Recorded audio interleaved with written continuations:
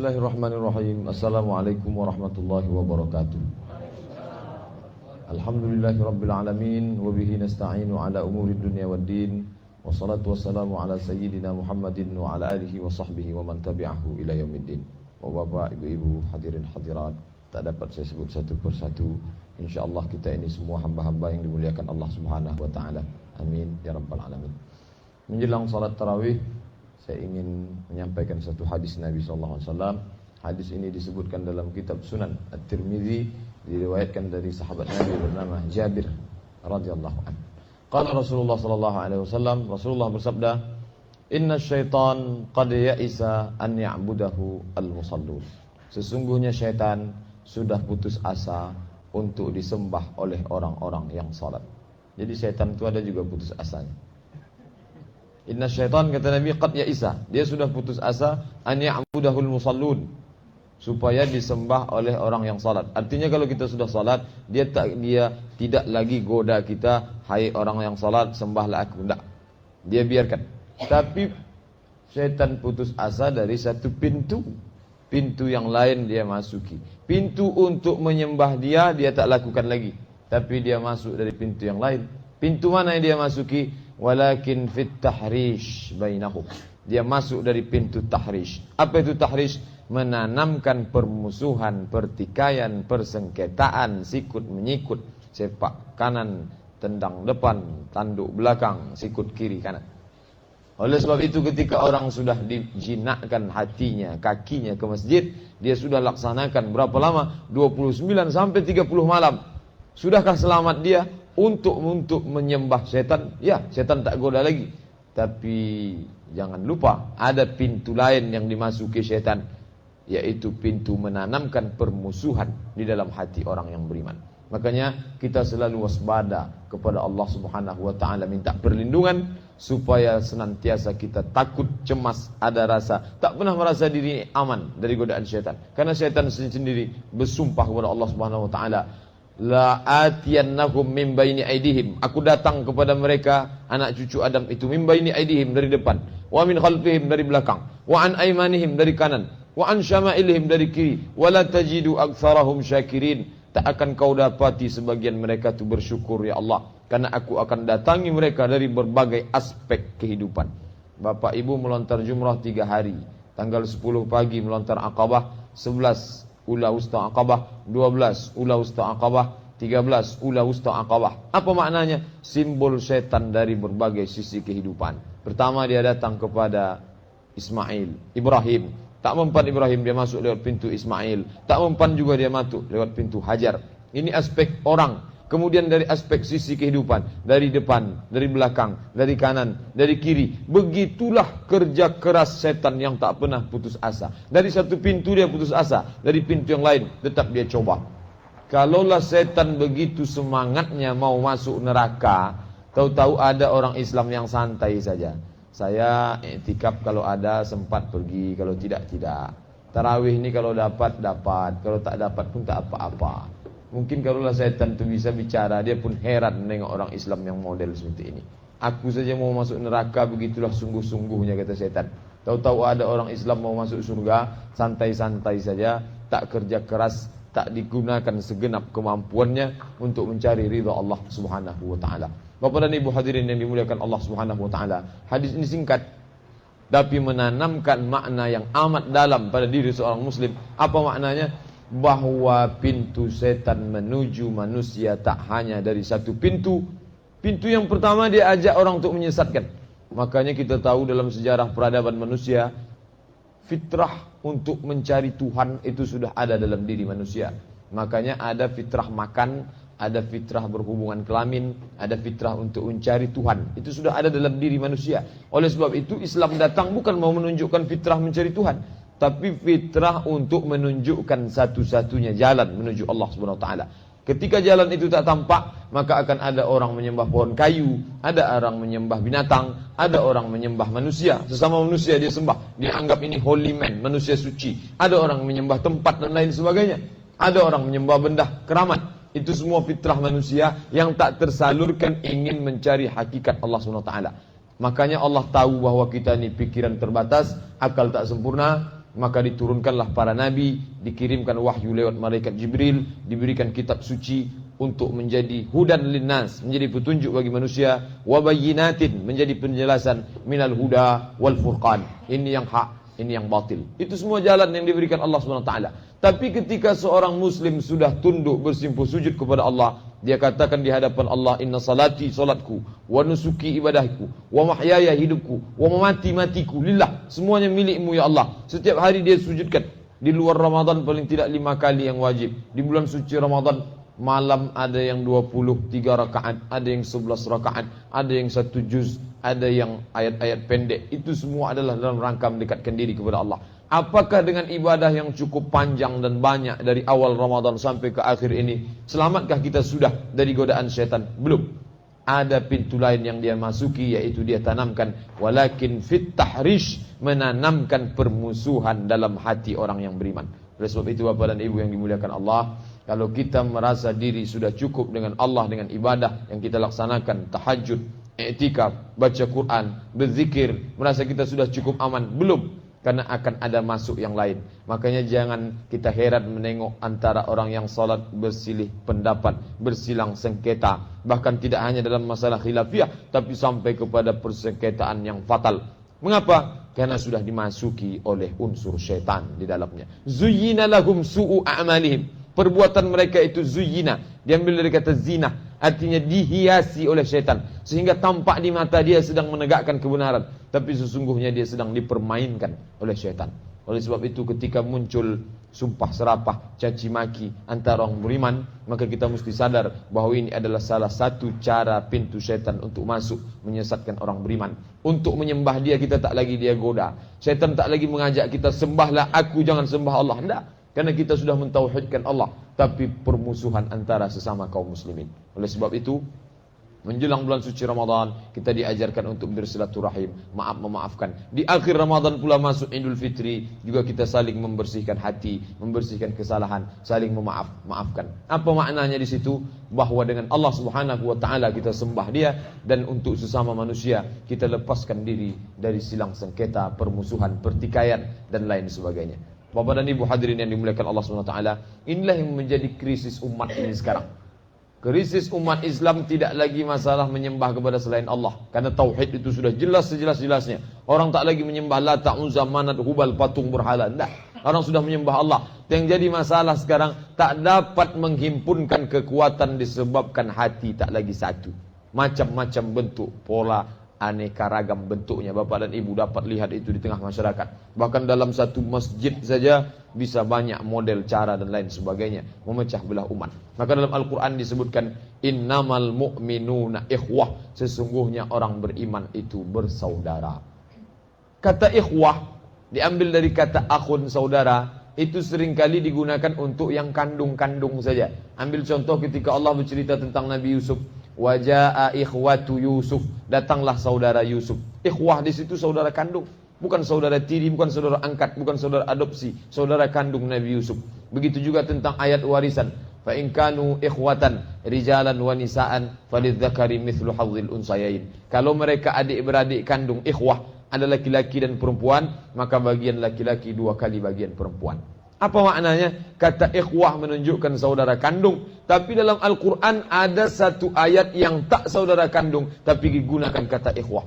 Innamal mu'minuna ikhwah, sesungguhnya orang beriman itu bersaudara. Mestinya kalau tak bersaudara bukan ikhwah, bentuk jamaknya ikhwan. Ikhwan artinya saudara tapi tak kandung. Tapi Allah tak menggunakan kata innamal mu'minuna ikhwan, tapi digunakan kata innamal mu'minuna ikhwah. Apa maknanya? Orang beriman itu bersaudara, sama seperti bersaudara kandungnya Nabi Yusuf dengan saudara-saudaranya, seperti saudara kandungnya antara kakak beradik yang akan berbagi pusaka, dia bersaudara kandung. Apa yang mempersaudarakan? Saya dan bapak dengan ibu, kita tak bersaudara karena suku, kita tak bersaudara karena bahasa, kita tak bersaudara karena apa-apa. Apa yang mempersaudarakan kita? Asyhadu an la ilaha illallah wa asyhadu anna muhammadar rasulullah. Itu yang selalu kita ucapkan. Alaiha nahya, dengan itu kita hidup. Wa alaiha namutu, dengan itu kita mati. Wa biha nub'asu, dan dengan itu juga nanti kita dibangkitkan menghadap Allah Subhanahu wa taala. Tapi mengucapkannya mudah, dalam kehidupan keseharian, dalam memupuk persatuan umat, disitulah letak syaitan mempermainkan kita. Bahkan tidak hanya dalam perbuatan maksiat, di dalam kebaikan, di dalam saf masjid, di dalam pengaturan zakat, di dalam berangkat haji, di situ banyak pertikaian, perpecahan hati. Bapak dan Ibu yang dimuliakan Allah Subhanahu wa taala. Kalau kita lihat dalam Al-Qur'an, banyak sekali ayat-ayat menyebutkan tentang persatuan umat itu diawali dulu dari persatuan. Dulu orang Arab itu hobinya perang. Antara Aus dan Khazraj sepanjang abad berperang. Maka turun firman Allah menceritakan lagi. Itu orang Ansor sebelum disatukan menjadi Ansar, dia pecah dua. Satu Aus, satu Khazraj. Kemudian disatukan Allah. Allah ingatkan mereka tentang masa silam yang gelap, berperang, bertumpah darah. Apa kata Allah? Wadhkuru ni'matallahi 'alaikum. Hai orang-orang Ansar, ingatlah nikmat Allah kepada kamu. Iz kuntum a'daan, ketika dulu kamu saling bermusuhan, berperang, menumpahkan darah. Fa'allafa baina qulubikum, lalu Allah tautkan hati kamu. Fa asbahtum bi ni'matihi ikhwana, lalu dengan niat, lalu dengan tauhid, lalu dengan nikmat Allah itu, bi ni'matihi ikhwana, dengan nikmat Allah itu kamu menjadi ikhwana, bersaudara, walaupun tak saudara kandung, tapi kamu dipersatukan oleh agama Allah Subhanahu wa taala. Bapak dan Ibu hadirin yang dimuliakan Allah Subhanahu wa taala, oleh sebab itu Ramadan ini mengajarkan kita keseimbangan. Keseimbangan antara mentauhidkan Allah dengan ibadah-ibadah kita, juga keseimbangan antara memperhatikan sesama. Dalam salat berjamaah kita bertemu, bertatap muka, berjabat tangan.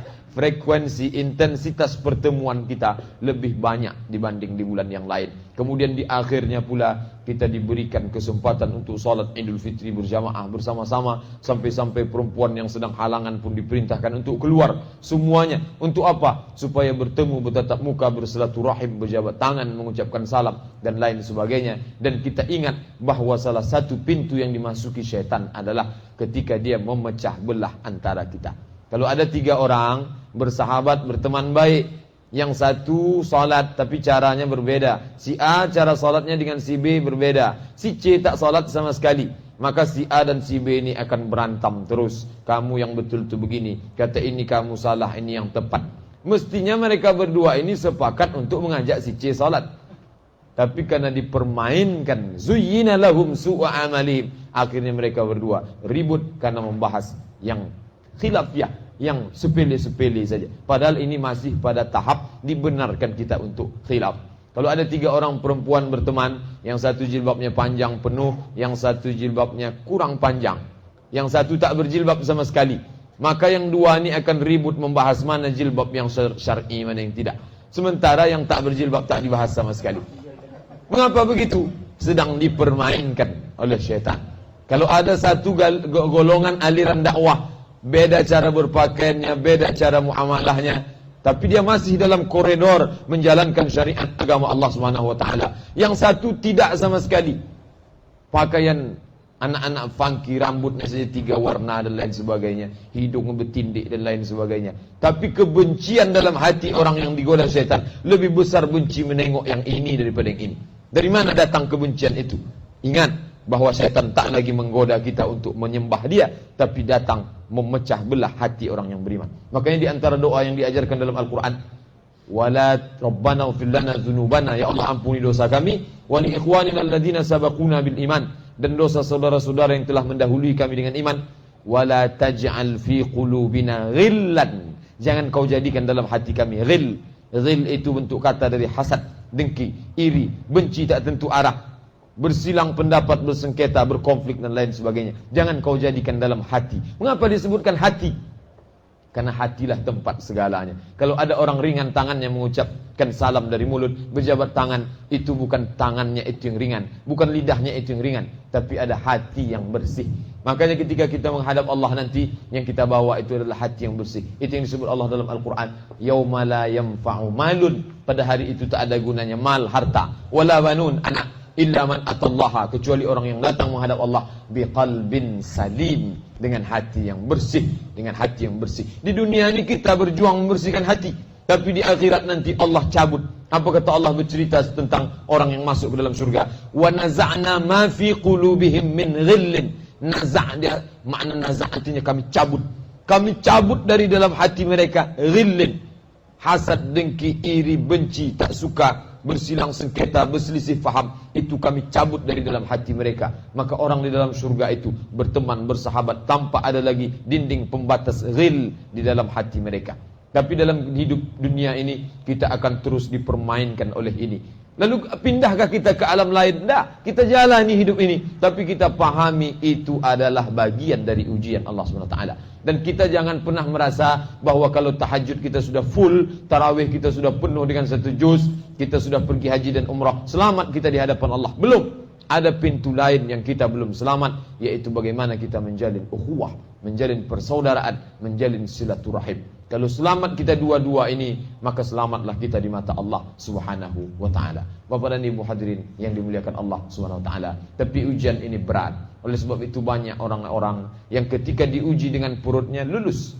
Ketika diuji matanya bangun tahajud malam lulus. Ketika diuji kakinya untuk datang jauh berjalan menghadiri salat berjamaah lulus. Ketika diuji tenggorokannya menahan air, padahal air itu halal, ditahan dari mulai terbit fajar shadiq sampai tenggelam matahari, lulus. Tapi ketika diuji untuk bertegur sapa dengan orang seiman, seakidah, tapi pernah tergores hati, di situ berat. Berat lidah mengucapkan salam, berat tangan mengulurkan, berat untuk berkunjung-kunjung, mengunjungi dan lain sebagainya. Oleh sebab itu di akhir bulan suci Ramadan, tak lama lagi akan ada momen Syawal, kita berbaik sangka kepada orang, memaafkan orang lain, membuka pintu maaf, kita maafkan orang lain dengan melapangkan dada, kita juga membuka hati kita untuk meminta maaf kepada orang lain. Bapak dan Ibu hadirin yang dimuliakan Allah, kalau satu pintu sudah berhasil kita tutup, tapi pintu yang lain kita buka, maka saat itu setan hanya putus asa dari satu pintu. Kita mau, kita buat dia putus asa terhadap diri kita, semua pintu kita tutup, sehingga dia betul-betul putus asa. Kalau perlu bunuh diri setan itu gara-gara kita. Itu yang kita inginkan. Bapak dan Ibu yang dimuliakan Allah Subhanahu wa taala. Kapan batas limit permusuhan kita ini selesai dengan setan? Dalam hadis disebutkan, la ughwiyannahum, aku akan goda mereka, madaman arwahuhum fi ajsadihim, selama ruh ada dalam jasad, selama jantung masih berdetak, selama darah masih mengalir, maka saat itu permusuhan kita tak pernah akan selesai dengan setan. Oleh sebab itu kita senantiasa lawan dia. Bahwa ada orang Islam yang begitu kuat memusuhi setan, waktu melontar jumrah mati-matian dan lempar setan, itu nampak zahirnya, tapi sungguhnya itu adalah simbol-simbol fisik. Yang kuat adalah mujahadatun nafsi, melawan hawa nafsu. Kalau zaman dulu membunuh Abu Jahal, membunuh Abu Lahab, ditebas batang lehernya, keluar darahnya, nampak tombak itu menusuk jantungnya, selesai, tamat riwayat. Tapi ketika melawan setan, tak tampak dia. Kenapa? Inna syaitana yajri minal insan majrad dam. Dia mengalir dalam tubuh insan manusia seperti mengalirnya dalam aliran darah. Oleh sebab itu kita senantiasa waspada dan takut kepada Allah SWT. Satu sisi dengan perasaan takut, lalu mohon perlindungan kepada Allah, maka selalu kita ucapkan a'udzubillahi minasyaitonirrajim. Kita pula diajarkan habis asar dan habis subuh membaca a'udzubillah, a'udzubikalimatillahi tammati min syarri ma khalaq, wa a'udzubika min hamazati syayatin, wa a'udzubika min an yahdurun, dan lain sebagainya. Bacaan-bacaan ini adalah satu sisi menyadarkan kita, satu sisi mohon kepada Allah Subhanahu wa taala. Tapi jangan sampai tak sesuai, mulut kita mengucapkan permohonan lindung kepada Allah, tapi perbuatan kita sama seperti perbuatan syaitan. Itu pun tak sesuai, maka kita sesuaikan. Mulut mohon perlindungan, perbuatan dijauhkan dari perbuatan syaitan. Bapak dan Ibu hadirin yang dimuliakan Allah Subhanahu wa taala, hadis singkat yang kita kaji malam ini mengingatkan kita bahwa senantiasa setan tak pernah luput dalam kehidupan kita, baik dalam aspek salat, dia masuk lewat aspek puasa, dan aspek yang paling berat adalah mempertahankan persaudaraan, jangan sampai dirusak oleh setan. Selama ini kita sudah eratkan persaudaraan itu, entah sengaja atau tidak, tapi dengan niat yang tulus ikhlas, kita dipersatukan dalam majlis ilmu. Kita tak dipersatukan karena kepentingan, tidak. Kita dipersatukan murni karena Allah SWT. Subuh kita datang dalam pengajian, subuh Ahad dengan Ustaz Mustafa, subuh Sabtu di Masjid Akramun Nas, malam pula menghadiri penghadiran tafsir, kemudian kita datang ke masjid-masjid menghadiri salat tarawih. Itu semua adalah dalam rangka mendekatkan diri kepada Allah. Semoga ukhuwah yang terjalin selama ini dijaga oleh Allah SWT sampai akhir hayat kita insyaAllah. Amin ya rabbal alamin. Karena dengan ukhuwah inilah kita dapat menjaga istiqamah ibadah kita, istiqamah dalam tawasau bil haq, tawasau bis sabr. Kita ingin dalam kehidupan yang sementara ini kita bersahabat, kemudian di akhir hayat pun juga, dan sampai menghadap Allah Subhanahu wa taala kita akan dipersatukan oleh iman dan Islam insyaallah. Terima kasih perhatian Bapak dan Ibu. Mohon maaf banyak kata-kata tak berkenan di hati. Aqulu qauli hadza astaghfirullah li wa lakum. Wassalamualaikum warahmatullahi wabarakatuh.